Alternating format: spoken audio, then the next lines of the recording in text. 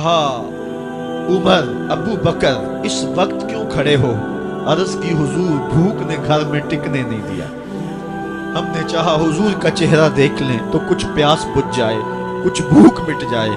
حضور نے فرمایا میرا حال بھی یہی ہے، جس چیز نے تجھے گھروں سے نکالا ہے وہی چیز مجھے گھر سے نکال لائی ہے۔ تو حضور نے جب دیکھا کہ کھانا ہے تو حضور نے ایک روٹی لی اور چند بوٹیاں اٹھائیں اور ایک خادم کو بلا کر کے کہا جاؤ ہمارے گھر لے آؤ، میری بیٹی فاطمہ کتنے دنوں سے بھوکی۔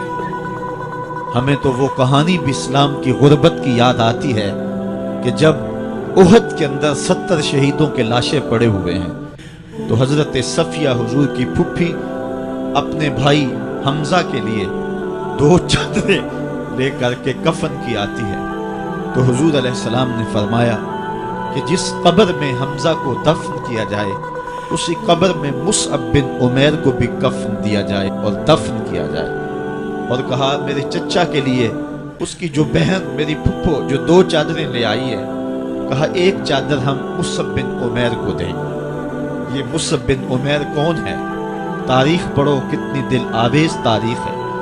مکے میں ایک امیر ترین خاتون ہے جس کے بیٹے کا نام مصعب ہے، اور وہ اپنے بیٹے کو اتنا خوبصورت لباس پہناتی ہے اور اتنے خوبصورت خوشبو اور عطر اس کو لگاتی ہے کہ مصعب بن عمیر جن گلیوں سے گزرتے تھے دیر تک وہ گلیاں مہکتی رہتی تھی، لوگ کہتے تھے یہاں سے مصعب گزر کے گیا ہوگا اس لیے یہ گلیاں مہک رہی ہیں۔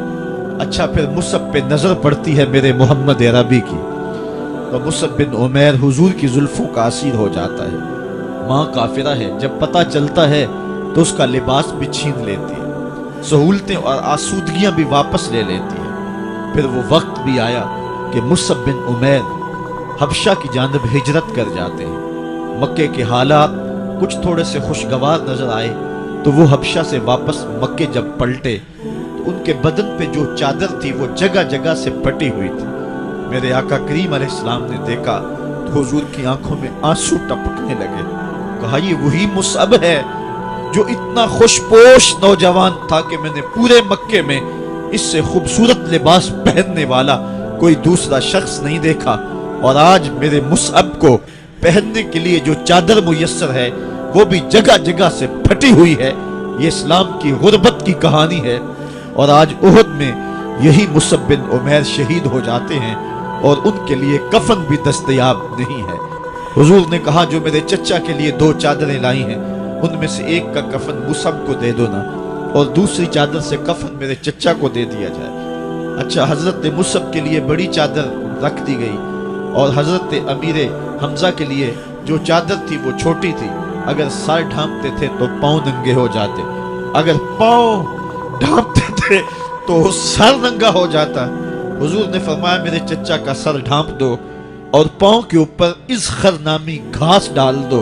میں یہ اسلام کی غربت کی کہانی تمہیں سنا رہا ہوں، جب میرے رسول کے چچا کے لیے پورے کفن کا ٹکڑا بھی دستیاب نہیں تھا، اسلام اس وقت بھی عزت پا گیا تھا، اسلام اس وقت بھی ذلیل نہیں تھا، اسلام اس وقت بھی سر بلند تھا، اور اسلام اس وقت بھی عزتوں کی مسند پہ تھا۔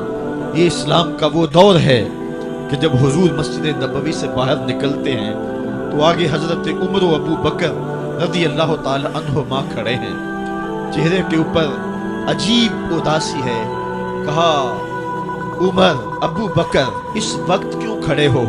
عرض کی حضور بھوک نے گھر میں ٹکنے نہیں دیا، ہم نے چاہا حضور کا چہرہ دیکھ لیں تو کچھ پیاس بجھ جائے، کچھ بھوک مٹ جائے۔ حضور نے فرمایا میرا حال بھی یہی ہے، جس چیز نے تجھے گھروں سے نکالا ہے وہی چیز مجھے گھر سے نکال لائی ہے۔ چلتے ہوئے حضرت ابو ایوب انصاری کے گھر کے قریب سے گزرے،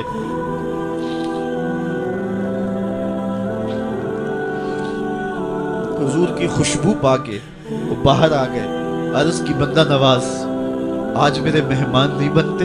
حضور نے کہا تمہاری مرضی۔ گھر لے گئے، چٹائی بچھائی، حضور کو بٹھایا، گھر والوں کو بکری کا بچہ ذبح کر کے دیا، کہا جلدی جلدی کھانا تیار کرو، میرے آقا کو بھوک لگی ہوگی۔ یہ کہہ کے واپس آئے، حضور کے پاس بیٹھے، نظر چہرے پہ پڑی تو گھبرا گئے، نکاحت کے آثار اتنے واضح تھے کہ سمجھ آ رہی تھی کتنے دنوں سے حضور نے کچھ نہیں کھایا۔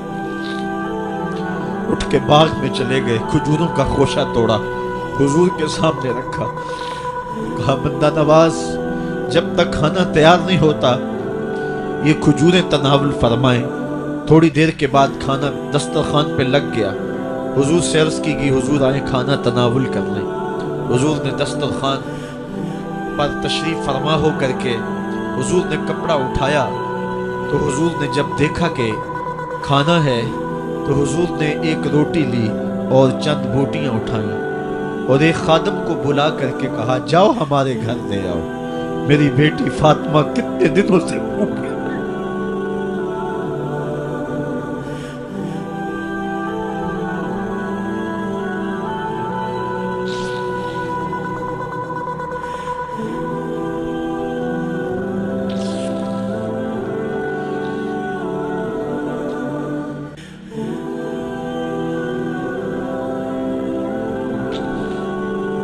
کہا جاؤ ہمارے گھر لے آؤ، میری فاطمہ کتنے دنوں سے بھوکی بیٹھی ہوئی، مال کے کونین ہیں گو پاس کچھ رکھتے نہیں، دو جہاں کی نعمتیں ہیں ان کے خالی ہاتھ میں۔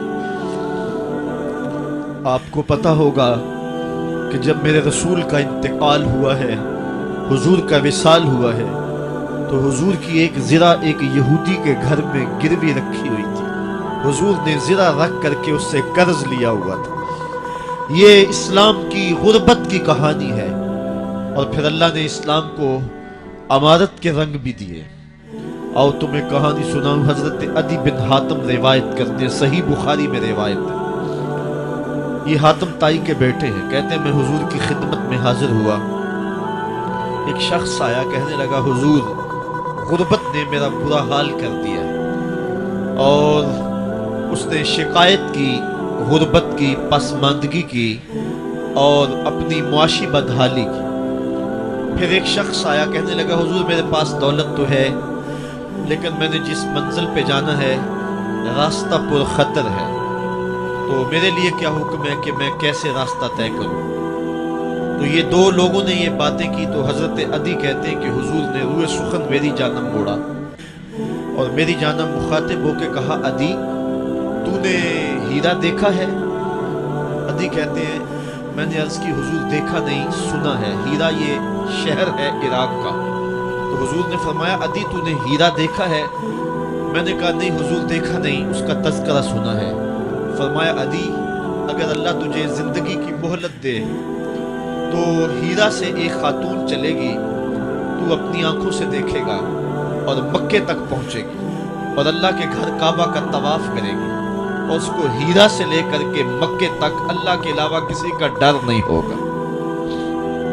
کہتے ہیں کہ میں نے دل میں کہا کہ پھر بنو طے کے ڈاکو مر گئے ہوں گے جنہوں نے عرب کے اوپر رعب ڈال رکھا ہے، تو وہ تو پھر ختم ہو گئے ہوں گے۔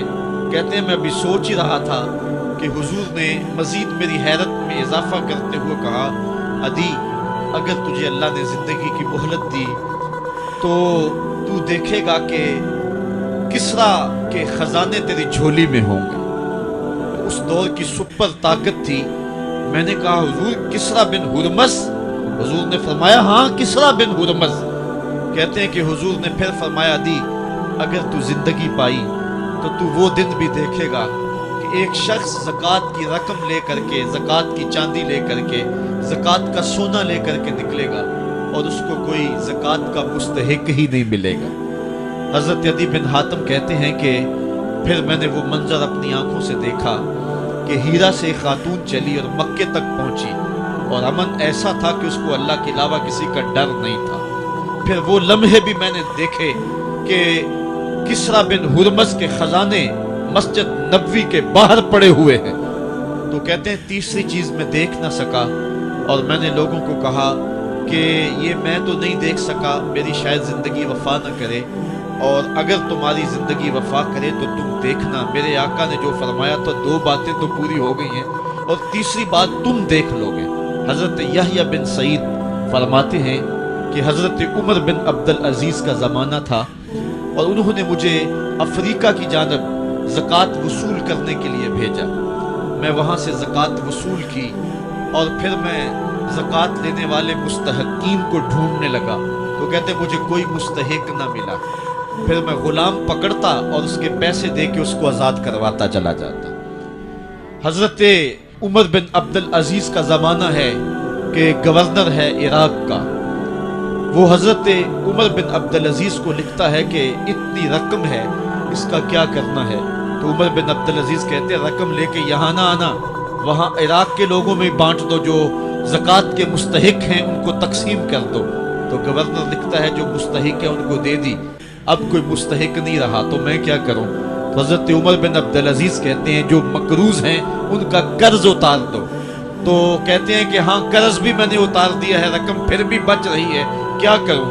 تو حضرت عمر بن عبد العزیز نے پھر لکھا جو شخص شادی کرنا چاہتے ہیں ان کا حق مہر ادا کر دو. میں نے کہا کہ وہ بھی کر دیا ہے، رقم پھر بھی بچ گئی، اب کیا کروں. تو حضرت عمر بن عبد العزیز نے مجھے لکھا کہ جو غیر مسلم ہیں جنہوں نے ٹیکس دیا ہوا ہے، جتنا ٹیکس دیا ہے اس سے دگنے پیسے ان کو قرضے میں دے دو اور ان کو کہو جاؤ اس کا کاروبار کرو، کھیتی باڑی کرو، اور ساتھ انہیں یہ بھی کہہ دینا قرض کی فکر نہ کرنا اور زیادہ اس میں پریشان نہ ہونا، جب دے سکو گے دے دینا. یہ دور بھی پھر اسلام نے دیکھا اور یہ گھڑیاں بھی دیکھی جب چیتھڑے پہنے ہوئے تھے، جب پیبند لگے لباس پہنے تھے، جب پیٹ میں ڈالنے کے لقمہ بھی نہیں تھا. اللہ کا دین اس وقت بھی غالب تھا، اور جب گلیوں کے اندر ریشم بکھرا ہوا ہوتا تھا کوئی اٹھانے والا نہیں تھا، دین اس وقت بھی غالب تھا. دین کا غالب ہونا یا نہ ہونا اس کا تعلق جو ہے وہ مال و دولت سے نہیں ہے. اقبال کہتا ہے کہ زوال بندہ مومن کا